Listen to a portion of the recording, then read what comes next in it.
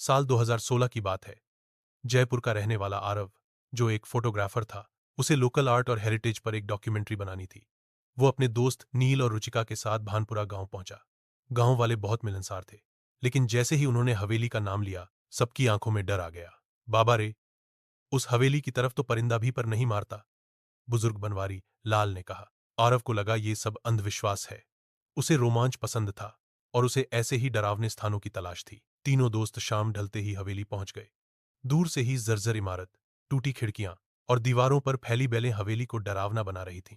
हवेली के अंदर घुसते ही एक अजीब सी ठंडक और सन्नाटा महसूस हुआ, जैसे कोई सांसें रोक रहा हो। दीवारों पर पुराने समय की पेंटिंग्स थी, राजाओं, रानियों और एक लड़की की तस्वीर, जिसकी आंखें कुछ कहती थीं। उसके नीचे लिखा था, राजकुमारी चंद्रिका, 1897। आरव ने कैमरा लगाया और तीनों ने यहीं कैंप करने का फैसला किया।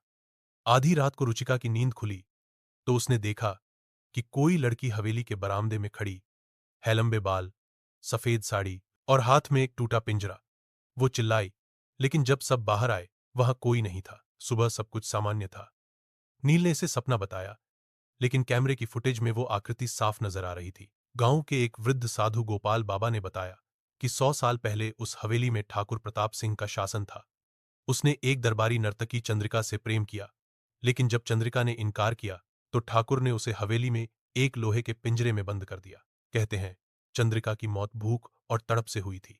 मरते समय उसने शाप दिया कि हवेली में जो भी रात बिताएगा वो उसकी पीड़ा से गुजरेगा। दूसरी रात को नील को सपने में वही पिंजरे में बंद लड़की दिखी।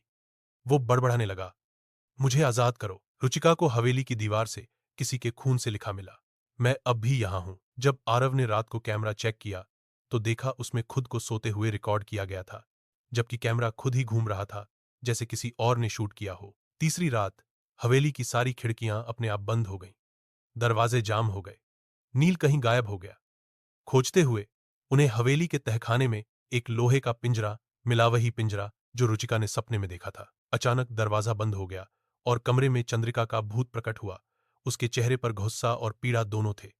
उसने कहा, तुम भी उसी दर्द से गुजरो जिससे मैं गुजरी थी। चंद्रिका की आत्मा को मुक्ति नहीं मिली थी, क्योंकि उसकी हड्डियां अभी भी उसी तहखाने में पिंजरे में दबी थीं।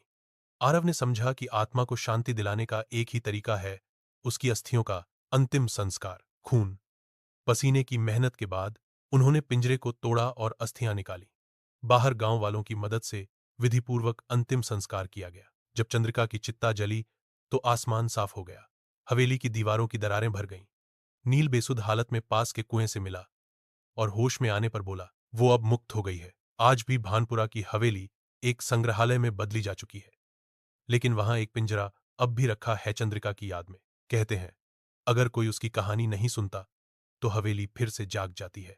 अगर आपको ये सच्ची कहानी अच्छी लगी हो तो आप चैनल को लाइक सब्सक्राइब जरूर करें।